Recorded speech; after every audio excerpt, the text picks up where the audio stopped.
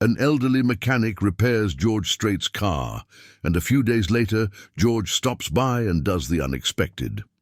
The sound of metal against concrete echoed through the empty garage as Antonio Martinez dropped his wrench for the third time that morning. His 72-year-old hands, once steady as a surgeon's, now trembled slightly as he bent to retrieve it. The eviction notice in his shirt pocket seemed to weigh more than the entire toolbox at his feet. 30 days. That's all he had left before everything his father had built, everything he had preserved for half a century, would be gone forever. The morning sun filtered through the grimy windows of Martinez & Son Auto Repair, casting long shadows across oil-stained concrete that held memories of better days. The "& Son" part of the sign outside had become a cruel joke. Miguel hadn't set foot in the shop for nearly 20 years, not since he'd left for college with dreams bigger than this small Texas town could contain. Antonio didn't blame him. What? Father would want his son to inherit a dying business.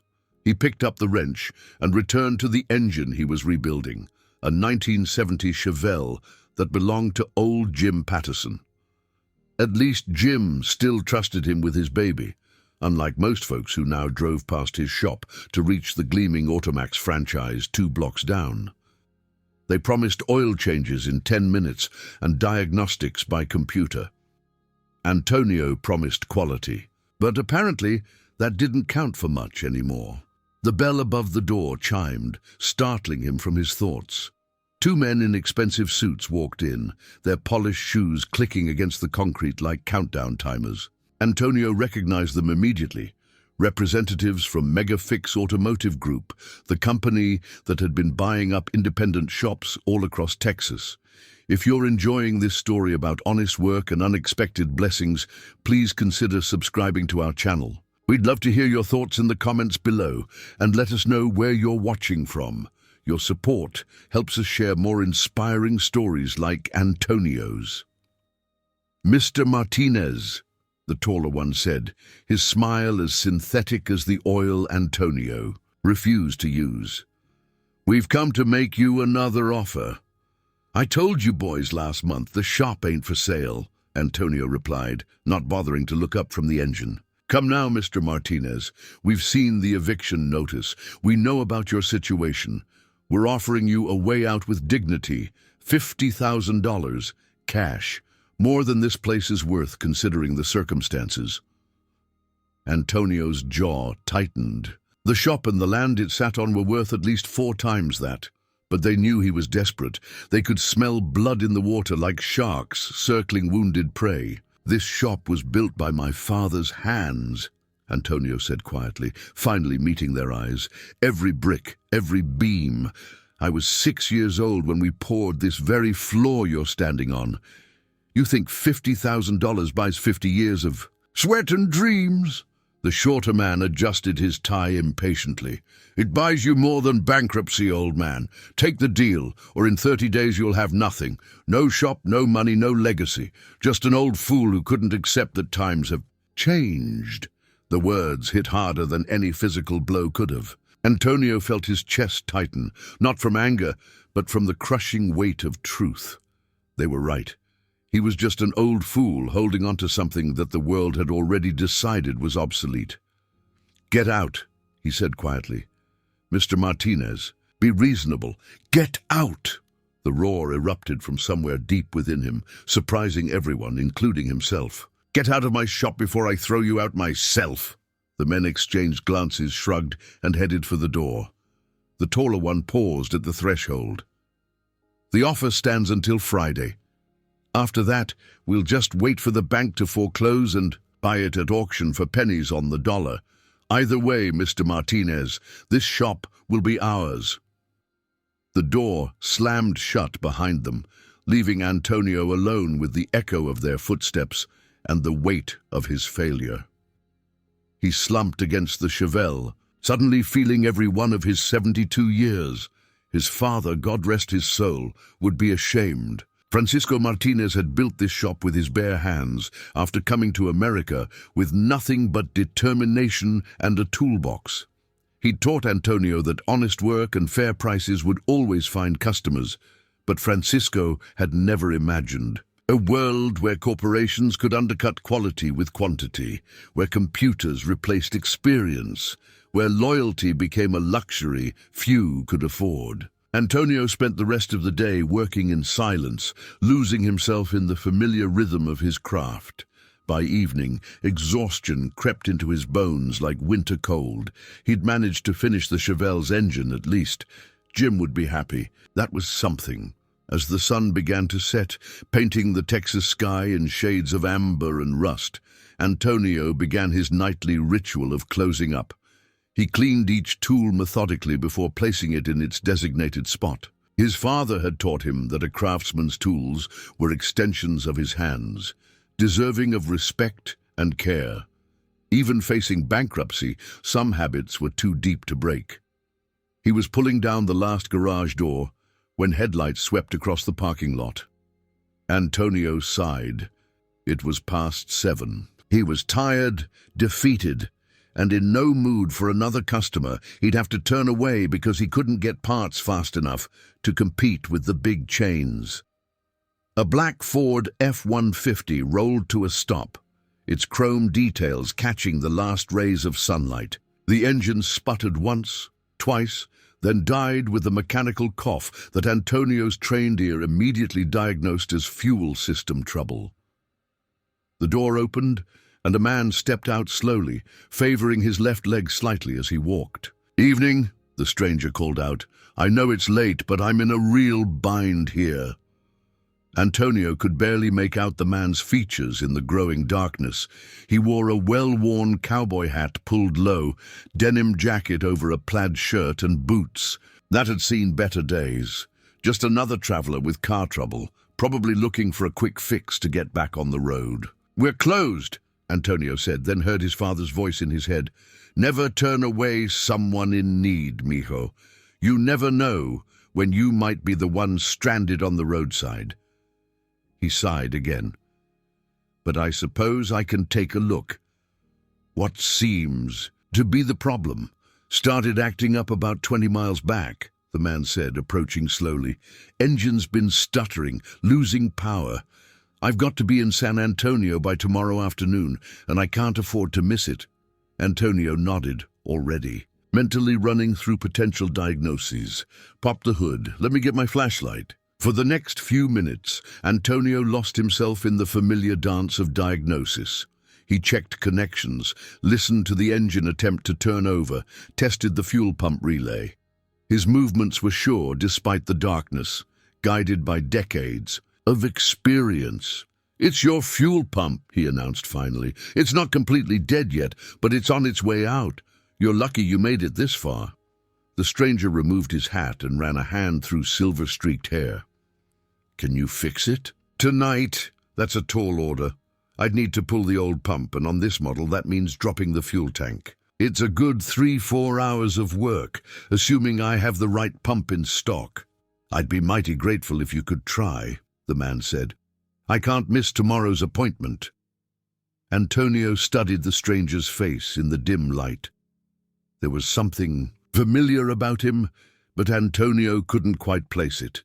Probably just reminded him of someone. These days, everyone reminded him of someone from better times. "All right," Antonio heard himself saying. "Let me check if I have the parts." As it turned out, he did have a fuel pump that would fit, one of the last quality parts from his dwindling inventory. He'd been saving it for a regular customer, but something about this stranger made him want to help. Maybe it was the polite way he asked, without demanding or throwing money around. Maybe it was just the desire to prove he could still do the work, that he wasn't the obsolete old fool those corporate vultures thought he was. Antonio wheeled out his creeper and slid under the truck, losing himself in the mechanical meditation of his craft. Above him, the stranger leaned against the workbench, occasionally asking questions about the shop, the town, how long Antonio had been in business. 50 years this December, Antonio said, his voice muffled from under the vehicle. "My father and I built this place from nothing, Course, that was back when Made in America meant something, when people valued craftsmanship over convenience. Must be hard, keeping an independent shop running these days, the stranger observed. Antonio laughed bitterly. Hard? Try impossible. The big chains moved in 5 years ago. They've got computerized everything, bulk discount parts from China. And they charge half what I do.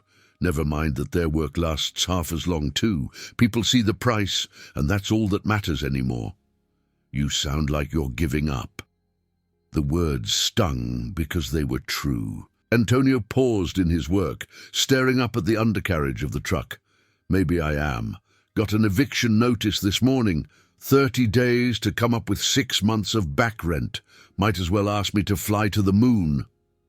That why those suits were here earlier? Saw them leaving when I pulled up. They didn't look happy.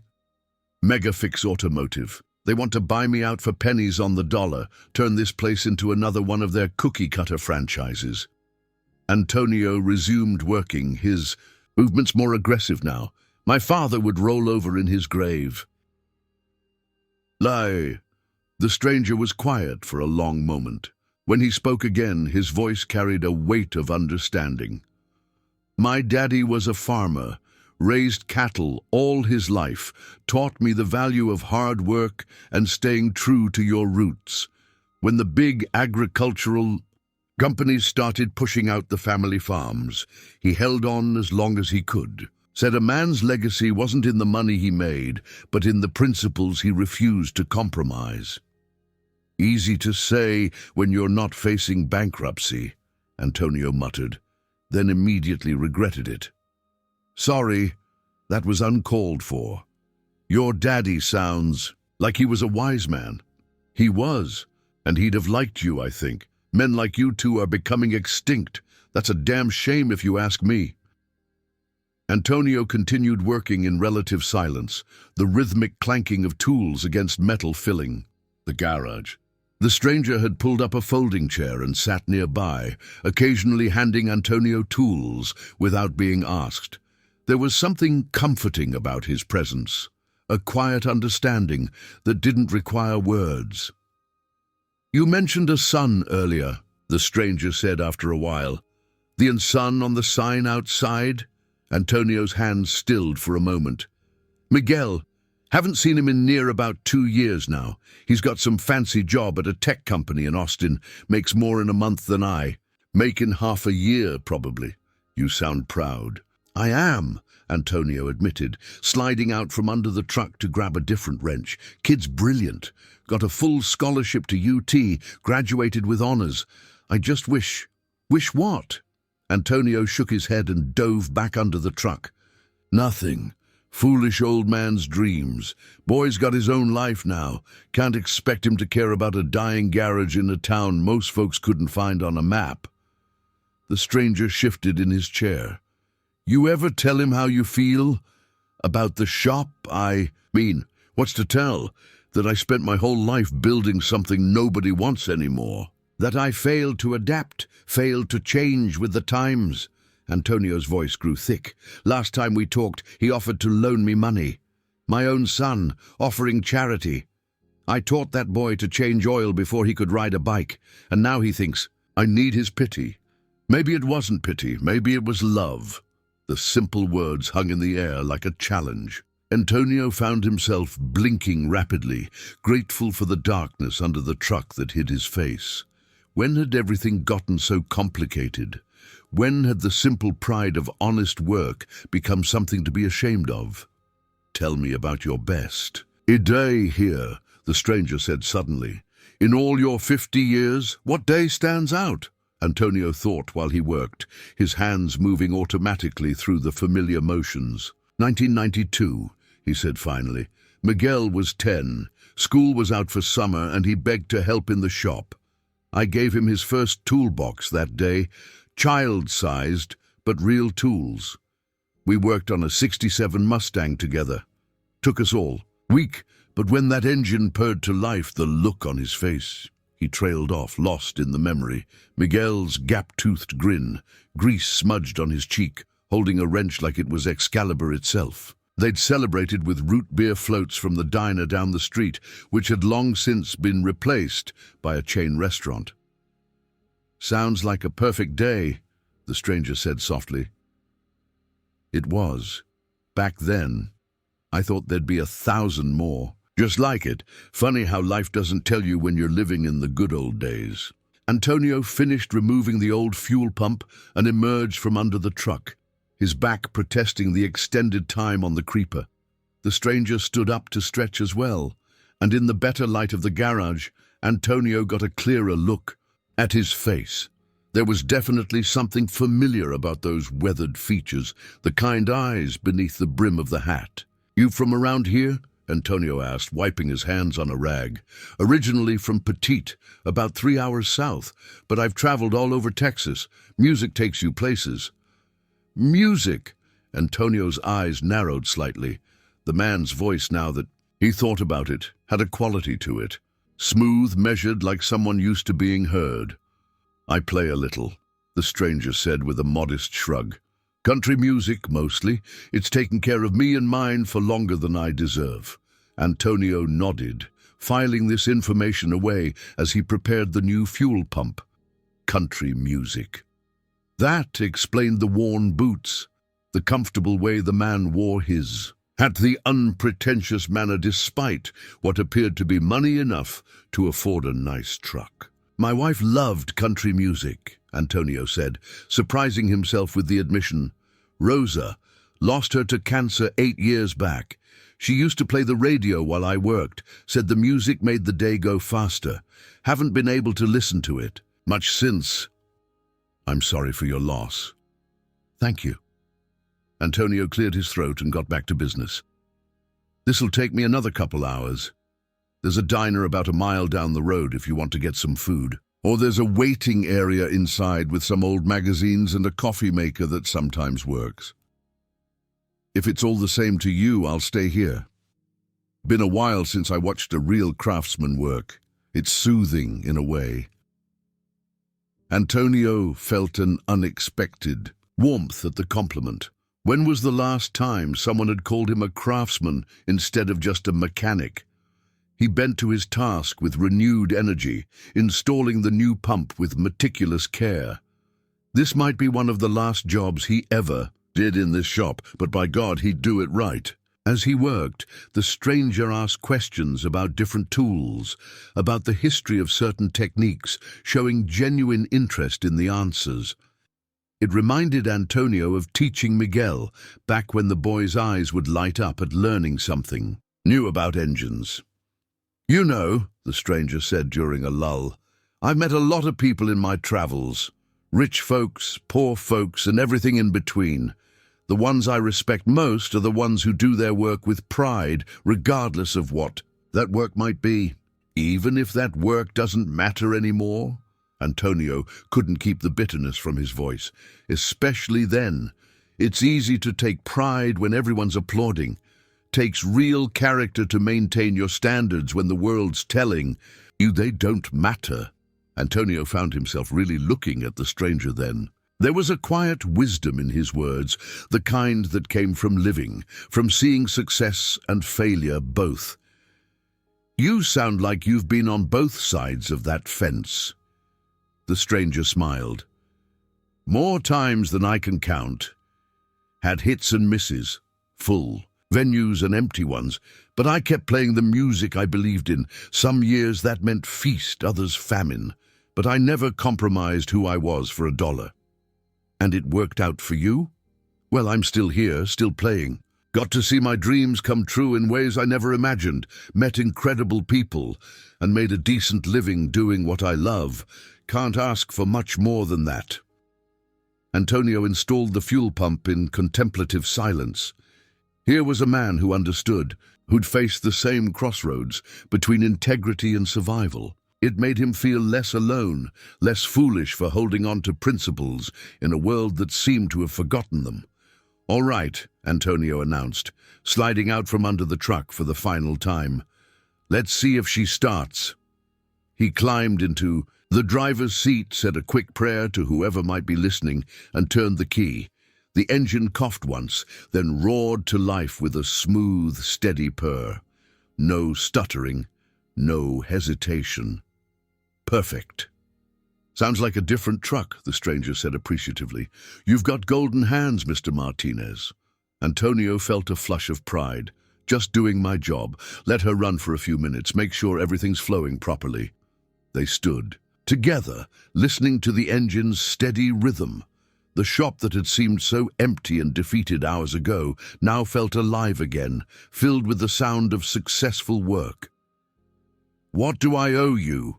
The stranger asked, pulling out a leather wallet. Antonio did the calculations in his head. The pump at retail would be $300, labor another $250 at standard rates, but something made him pause. This man had given him more than money tonight. He'd given him dignity, respect, and a reminder of why he'd chosen this life in the first place. $200 even, Antonio said. That covers the part, and a fair price for the labor. The stranger raised an eyebrow. That seems low. You sure you're charging enough? It's fair, Antonio insisted.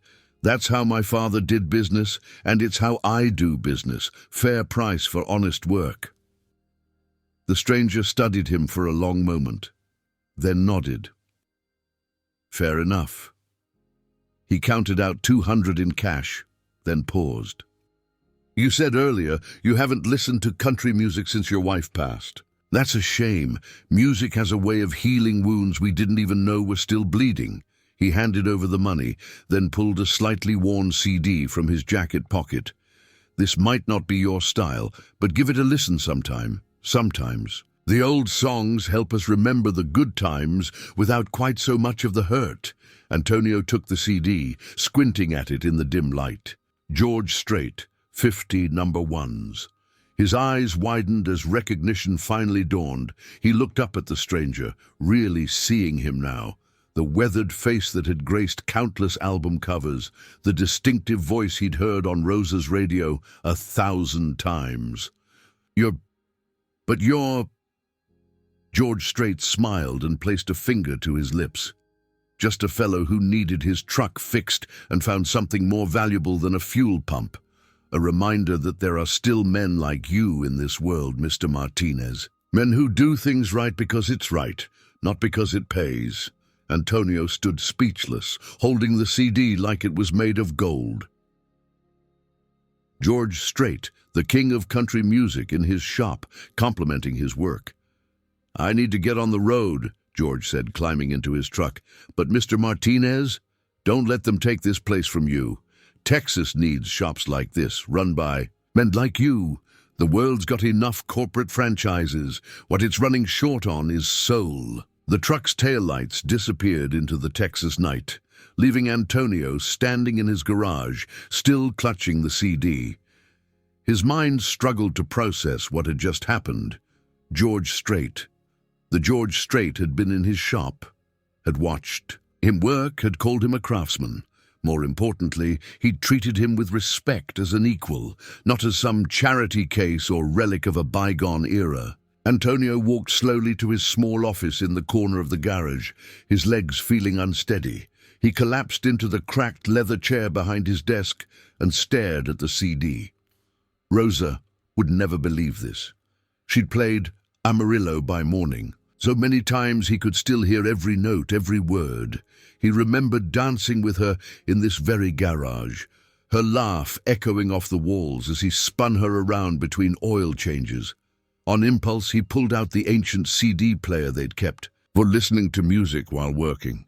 His hands trembled slightly as he inserted the disc. The first notes of fool-hearted memory filled the garage, and suddenly Rosa felt close again, like she was standing right beside him, humming along like she used to.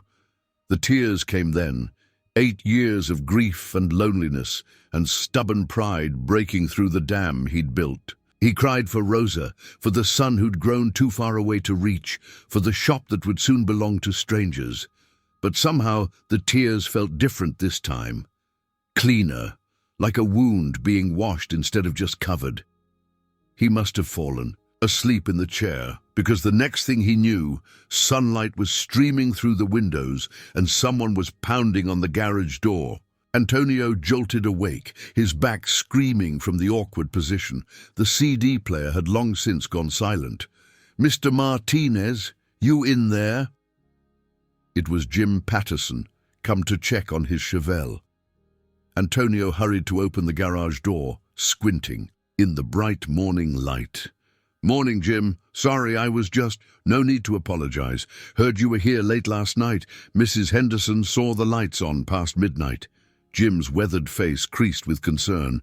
"You all right, Antonio?" "Yeah, I'm good, Jim. Your baby's all ready. Purring like a kitten." Jim's face lit up. "I knew I could count on you. Best damn mechanic in Texas, no matter what those corporate boys say." As Jim drove away in his restored Chevelle, Antonio felt a strange energy coursing through him. He grabbed a cup of coffee from the temperamental machine and sat at his desk, looking around the shop with fresh eyes. This place had good bones, as his father used to say. The equipment might be older, but it was quality. The building was solid, built to last. What it needed wasn't a corporate makeover, but someone who believed in it again. He picked up his phone, hesitating only a moment before dialing a number he knew by heart but rarely called. "Dad?" Miguel's voice sounded surprised. "Is everything okay? It's barely 7 in the morning." "Everything's fine, son. I wanted to hear your voice." There was a pause. "Are you sure you're all right? You sound different." Antonio smiled. "Different good or different bad?" "I don't know. Good, I think. You sound lighter somehow." "Miguel, do you remember when you were 10 and we rebuilt that Mustang together?" "Of course I remember. Best week of my childhood." "Why?"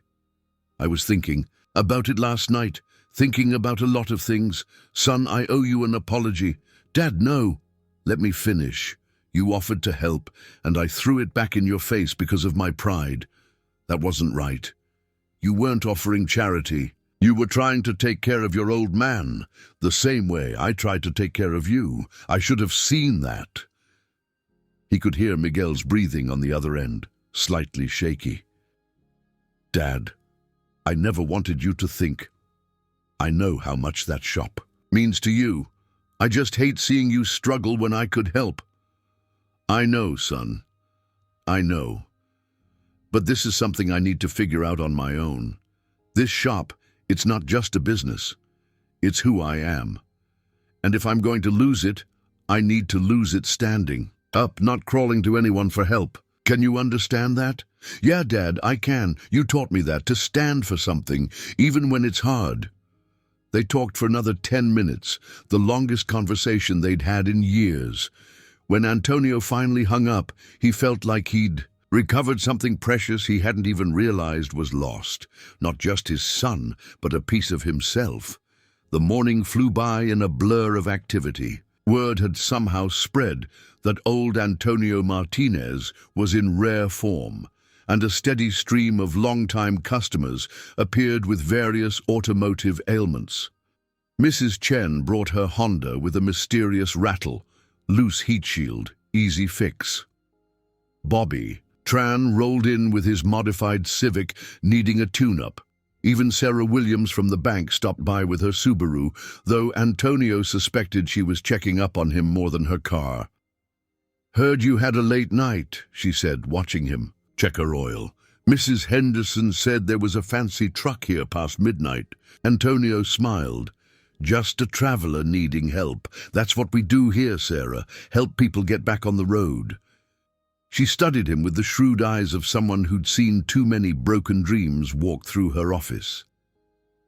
"Antonio, about the eviction. A notice? 30 days, I know. I might be able to buy you some more time if you could show some progress on the payment, even partial." "I appreciate it, Sarah, but no special favors. I'll either make it or I won't, but I'll do it fair and square." She shook her head but smiled. "Stubborn as a mule, just like your father. He'd be proud, you know, of you, of this place. Not many left who do business on a handshake and their word." As she drove away, Antonio reflected on her words. His father, Francisco Martinez, had built this shop on three principles: honest work, fair prices, and treating every customer like family. Maybe the world had moved on from such simple ideas, but Antonio couldn't. It was coded into his DNA as surely as his brown eyes and calloused hands. The afternoon brought an unexpected visitor, a young man in his 30s, wearing expensive jeans and a button-down shirt that probably cost more than Antonio made in a day. He parked a spotless BMW beside the garage and approached with the confident stride of someone used to getting their way. "Mr. Martinez, my name is David Chen. I'm a classic car collector from Houston. I heard through the grapevine that you're the man to see about vintage restorations." Antonio wiped his hands on a rag, eyeing the young man skeptically. "Don't know what grapevine you've been listening to, but I'm just a mechanic. There are plenty of specialty shops in Houston that cater to collectors." "Yes, but they don't have your reputation. A friend of mine, George something, said you did some work for him last night. Said you were the real deal, old-school craftsmanship that's impossible to find anymore." Antonio's heart skipped. George had already started spreading the word. "This friend of yours, he mentioned what kind of work I did." David smiled. "Fuel pump on a F-150.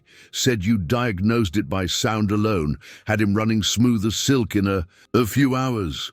Also said you charged him a fair price when you could have taken advantage. That's the kind of integrity I'm looking for."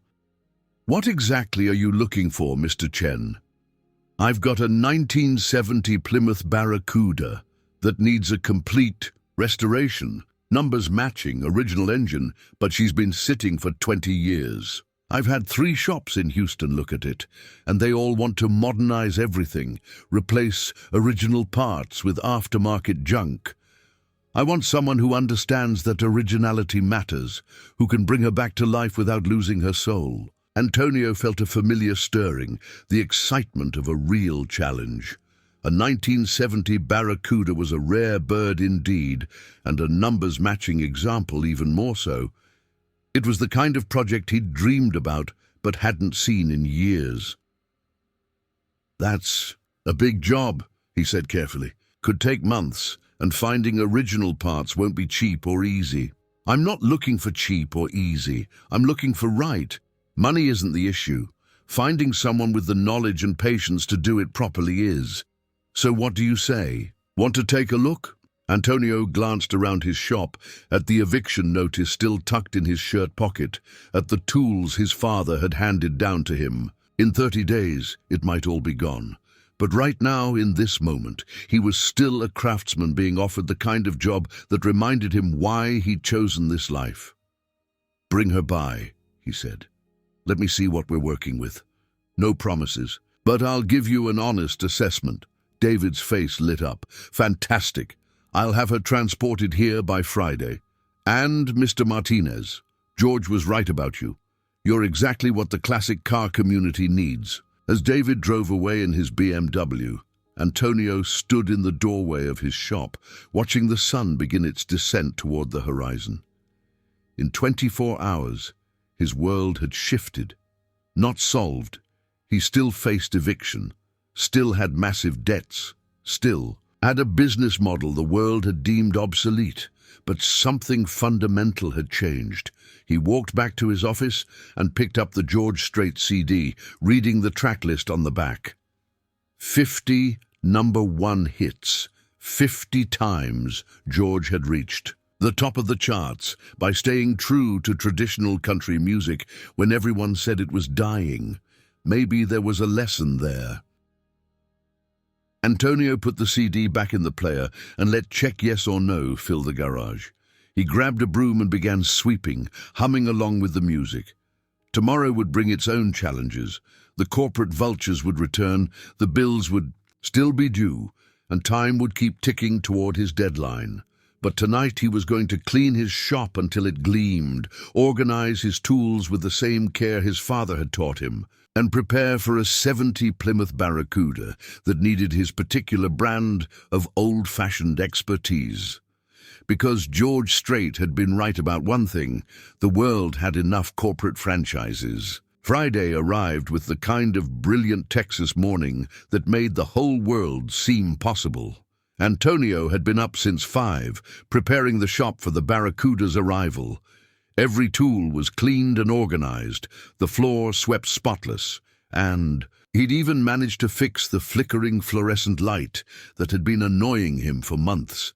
The transport truck rumbled into view just after 9, and Antonio felt his breath catch as they unloaded the car. Even covered in 2 decades of dust and neglect, the Barracuda was magnificent. The classic plum-crazy purple paint was faded and oxidized, but original.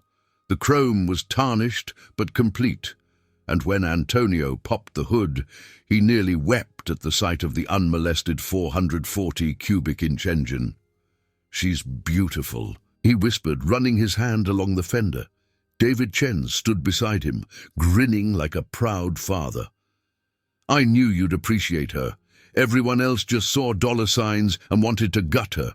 You see what she really is." "A time capsule," Antonio said. "A piece of history that deserves respect.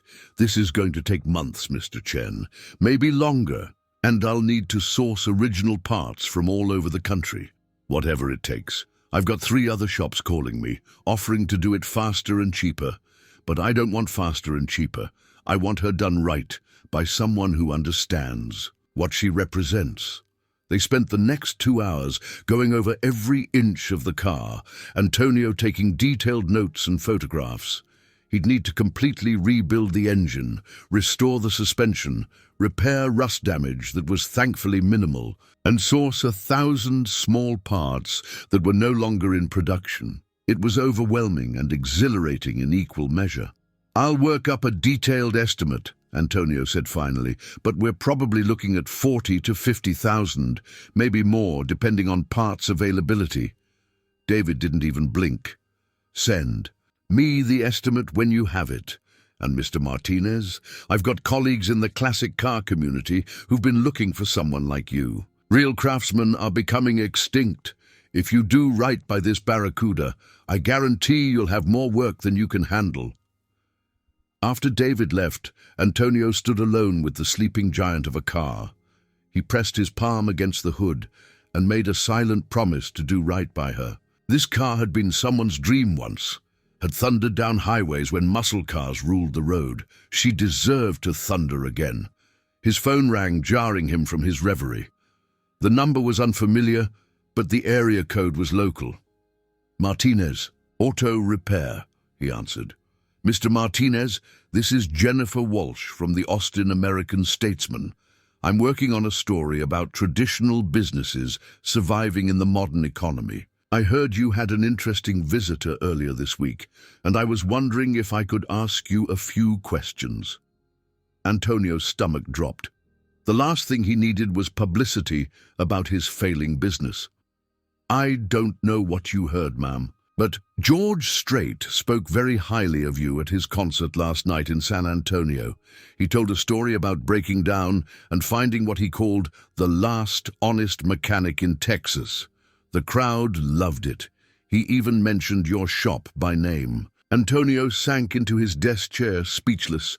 George Strait had talked about him, on stage, in front of thousands of people. "Mr. Martinez, are you still there?" "Yes, sorry, He talked about the shop." "He did more than that. He said businesses like yours represent everything that's right about Texas. Said he was going to make sure you were still around for another 50 years. Do you have any idea what he meant by that?" "No, ma'am. He was just a customer. I fixed his truck, that's all." "Well, you must have made quite an impression. Can I come by tomorrow for an interview? This is exactly the kind of human interest story our readers love." Antonio agreed, more out of shock than anything else. After hanging up, he sat in stunned silence. What was George doing? Why would someone that famous care about a failing garage in a small Texas town? The bell above the door chimed, and Antonio looked up to see someone he never expected. Miguel stood in the doorway, looking uncomfortable but determined. He was wearing jeans and an old University of Texas t-shirt instead of his usual business Attire. Hey, Dad. Miguel, what are you doing here? It's the middle of a workday. I took some time off. After our conversation the other day, I couldn't stop thinking about the shop, about us. He stepped inside, his eyes roaming over the familiar space. God, it even smells the same. Oil and metal and that weird cherry air freshener you've used since forever. Your mother picked that scent, never had the heart to change it. Miguel smiled sadly. I remember. She said it made the place smell like more than just a garage. He walked over to the tool wall, running his fingers over the wrenches. My first toolbox is still here. Third drawer down. Kept everything just like you left it. Miguel opened the drawer and pulled out the child-sized red toolbox. His name, still visible in faded magic marker. I was so proud of this. Showed it to everyone at school. My dad gave me real tools, not toys. You were a natural. Had better hands at 10 than most grown men. Then why did you never ask me to stay? The question hung between them like a challenge. Antonio chose his words carefully. Because you were meant for bigger things than this dying town. You had a gift for learning, for technology. What kind of father would I be if I held you back? What if I wanted to be held back? What if I wanted to learn the family business? Do you? Antonio asked quietly. Or is this guilt talking? Miguel set down the toolbox and faced his father. I don't know, maybe both. I make good money, Dad. Great money, but I sit in meetings about optimization algorithms and market penetration, and I feel empty. Then I think about that week we spent on the Mustang, how alive I felt, how proud, and I wonder if I chose wrong. There's no wrong choice, son, just different paths. Yeah? Then why do I feel like I abandoned you? Like I chose money over family? Antonio stood and placed his hands on his son's shoulders. You chose education over ignorance, progress over stagnation. That's what I wanted for you. This shop gave you opportunities I never had. That was the whole point. Miguel's eyes were wet. But what if the shop needs me now? What if you need me? Before Antonio could answer, the door chimed again. 3 men entered, all wearing expensive suits despite the Texas heat. Unlike the corporate vultures from before, these men carried themselves with quiet authority. Mr. Martinez? The lead man extended his hand. I'm Robert Pike, attorney at law. We represent Mr. George Strait. We understand you're facing some financial difficulties with the shop? Antonio's guard went up immediately. If George sent you to offer charity, not charity, Mr. Martinez, a business proposition, Mr. Strait was impressed by your work and your integrity. He's interested in investing in your shop, making it a specialized center for classic car restoration. He believes there's a market for authentic craftsmanship, and he wants to help you tap into it. Miguel stepped forward. What kind of investment are we talking about? Pike smiled. Full payment of all outstanding debts, modernization of equipment where necessary, keeping the classic tools, of course, and a marketing campaign to establish Martinez Classic Garage as the premier destination for serious collectors. In exchange, Mr. Strait would be a silent partner, taking 30% of profits after the first year. Antonio felt the room spin slightly. Why would he do this? Because he meant what he said on stage last night. Businesses like yours are becoming extinct, and he wants to preserve what you represent. He's also a collector himself, has a warehouse full of classic cars that need proper maintenance. He'd rather invest in someone he trusts than see another corporate chain take over. Dad, Miguel said quietly, this is it. This is the miracle you needed. But Antonio was already shaking. His head. I can't. I appreciate the offer, but I can't take a handout, even disguised as a business deal. Pike pulled out a folder. Mr. Martinez, this isn't a handout. Look at these numbers. Based on the classic car market in Texas alone, a properly marketed restoration shop could generate $500,000 in revenue annually. That Barracuda out there, there are hundreds more like it, sitting in garages, waiting for someone with your skills. Mr. Strait isn't offering charity. He's making a smart investment. Antonio looked at the numbers, his mechanic's mind automatically calculating labor hours, parts costs, profit margins. It could work, more than work, it could thrive, but it would mean swallowing his pride, accepting help, admitting he couldn't do it alone anymore. "I need to think about it," he said finally. "Of course, Mr. Strait expected as much. He said to tell you that needing help doesn't diminish what you've built. Even lone stars shine brighter when they're not fighting the darkness alone." Pike left his card on the desk. "You have until Monday to decide. After that, the offer expires." The lawyers left, and Antonio slumped against his workbench. Miguel moved beside him, shoulder to shoulder, like they used to stand when working on cars. "Dad, please don't let pride kill this place. It's not just pride, son. It's your grandfather built this with his bare hands. We mixed the concrete for this floor ourselves. Every scratch, every stain tells a story. How do I just hand over part of that to a stranger?" "George Strait isn't a stranger anymore, is he? He saw what everyone else missed. He saw you." Miguel turned to face him. "And maybe it's time to write some new stories, ones where the good guys don't have to lose everything to keep their dignity." Antonio looked at his son.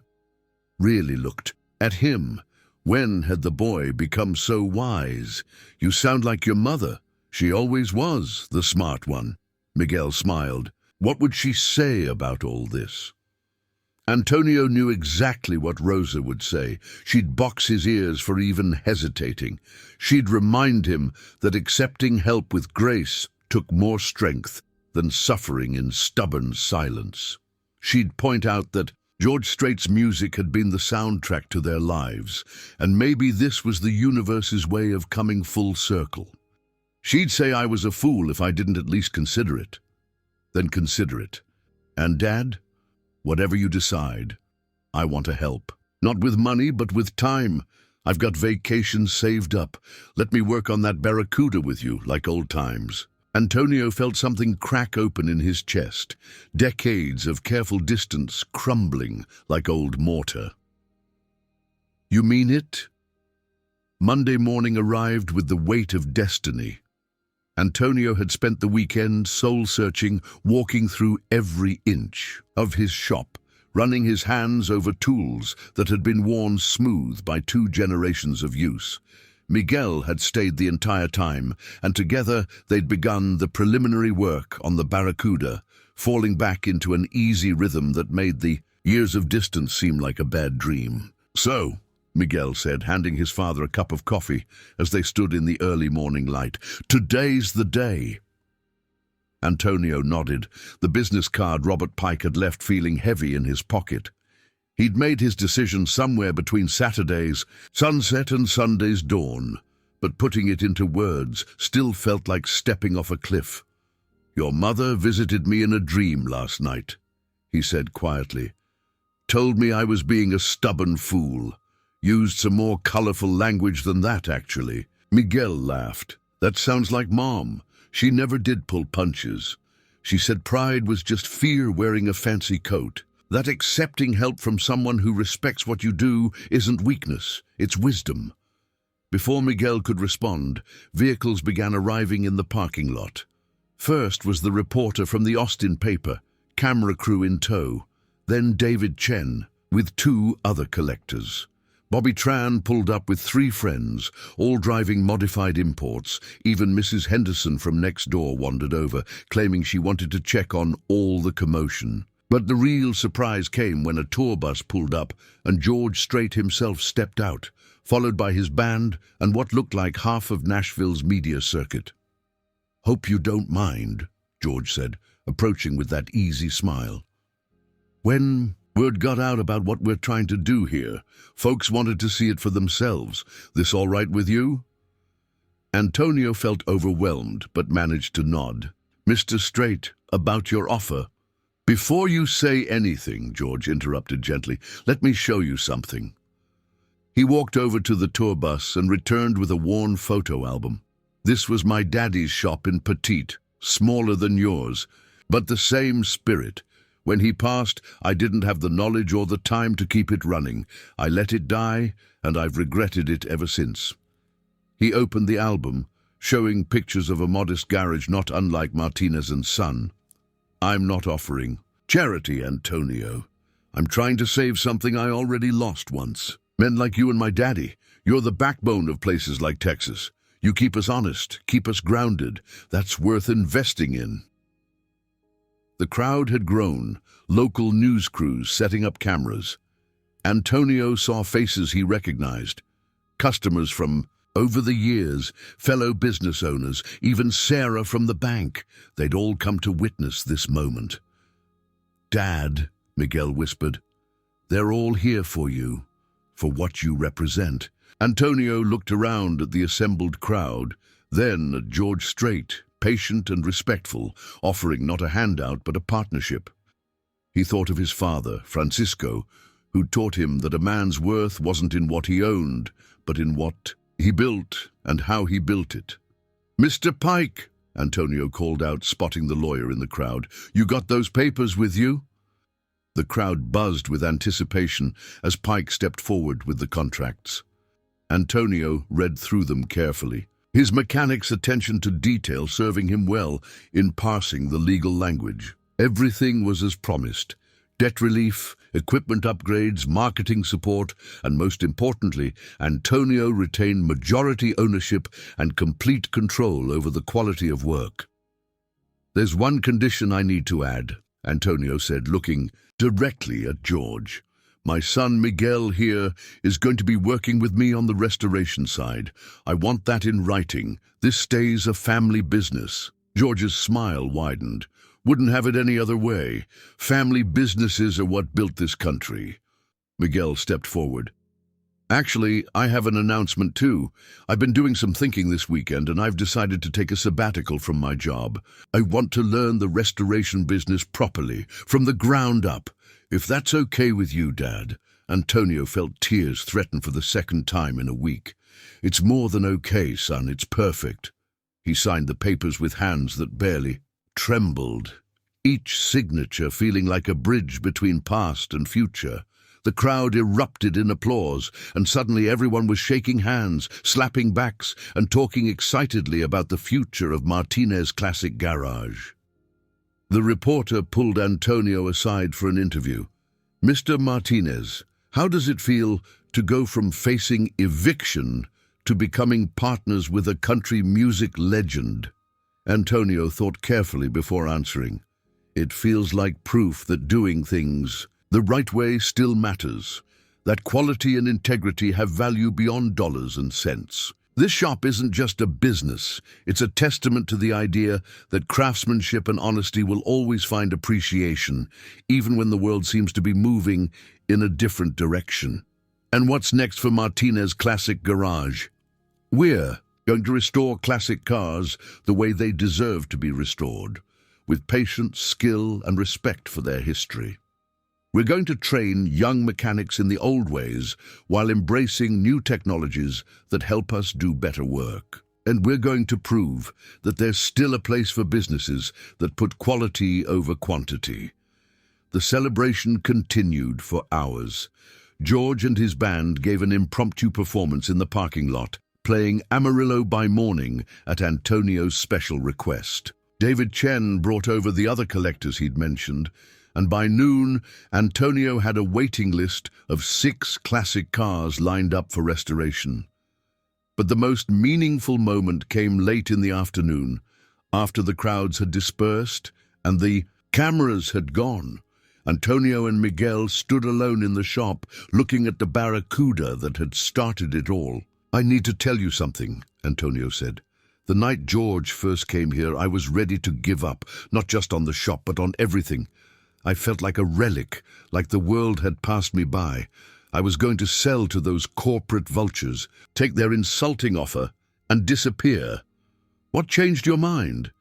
He reminded me that what we do here matters, not because it makes the most money or uses the latest technology, but because it's real. When I rebuilt his fuel pump, I wasn't just fixing a truck. I was continuing a tradition that goes back to your grandfather and his father before him. That's worth fighting for." Miguel picked up a wrench from the tool bench, testing its weight. "I forgot how these feel in your hand. Substantial, permanent. That's because they're made to last, just like the work we do with them. Your computer code might run the world now, but when someone wants to touch history, to feel the rumble of a real engine, to own something built with hands instead of machines, they'll come here." "Think Grandpa would approve of the partnership?" "I mean," Antonio smiled, "your grandfather was a practical man. He'd say that if someone wants to help you keep doing good work, only a fool would refuse out of pride. Besides, he always liked George Strait's music, said it was honest, like a good engine. No unnecessary parts, just pure function." They worked together on the Barracuda until well past sunset, not because they had to, but because they wanted to. The familiar rhythm of shared labor, the clink of tools, the satisfaction of bringing something back to life. It was like coming home after a long journey. As they closed up shop, Antonio noticed a new sign had been installed next to the original Martinez & Son. Martinez Classic Garage, restoring history one car at a time. Underneath, in smaller letters, in partnership with Strait Music Enterprises. "Classy," Miguel observed, "acknowledges the partnership without overshadowing what this place really is." George insisted on that, said the Martinez name should always come first. They stood together in the parking lot, looking at the shop that had been saved from extinction. The same building that had seemed like a tomb just days ago now, built alive with possibility. "You know what Mom would say about all this?" Miguel asked. "What's that?"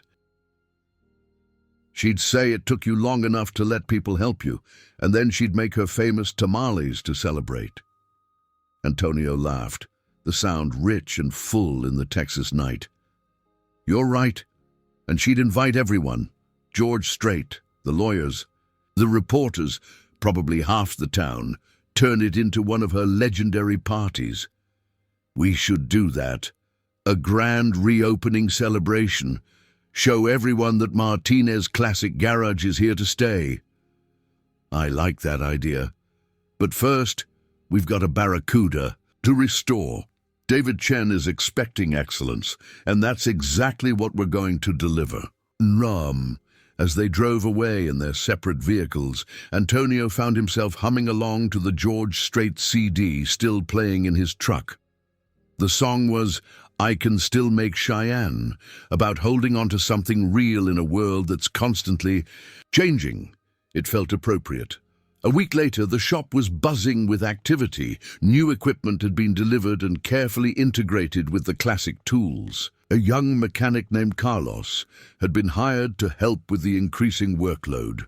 Antonio insisted on training him properly, passing on the knowledge that might otherwise have died.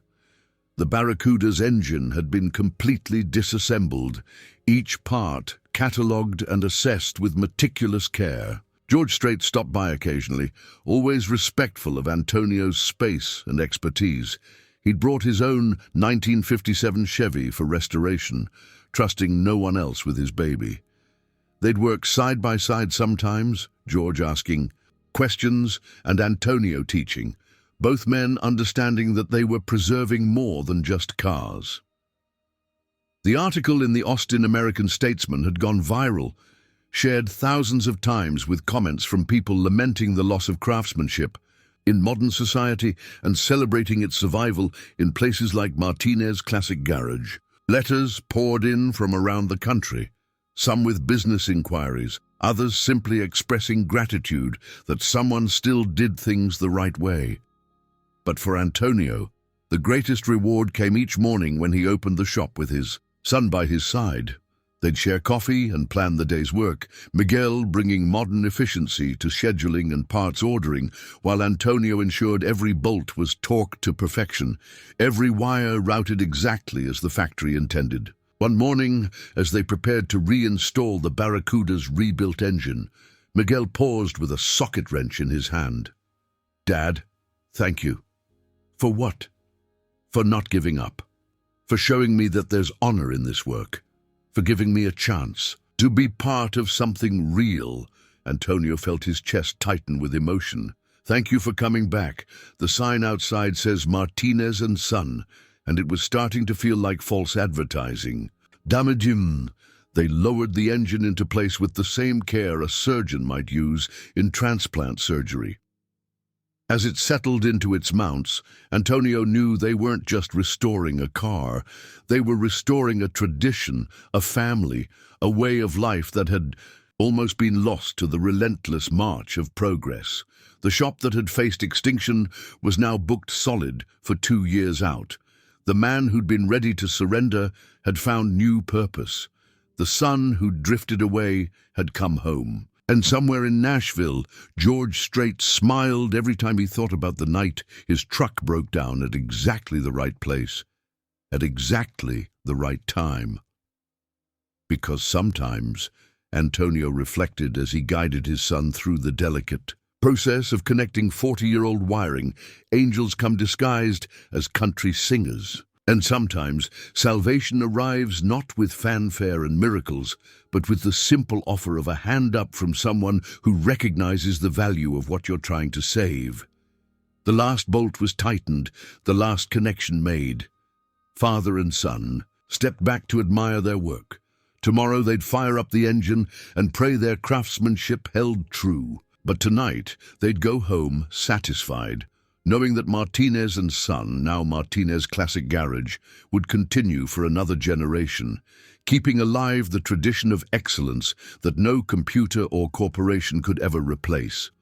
In the end, it wasn't about the money or the fame or even the survival of the business. It was about the dignity of honest work, the bond between father and son, and the recognition that some things are worth preserving, no matter how the world changes around them.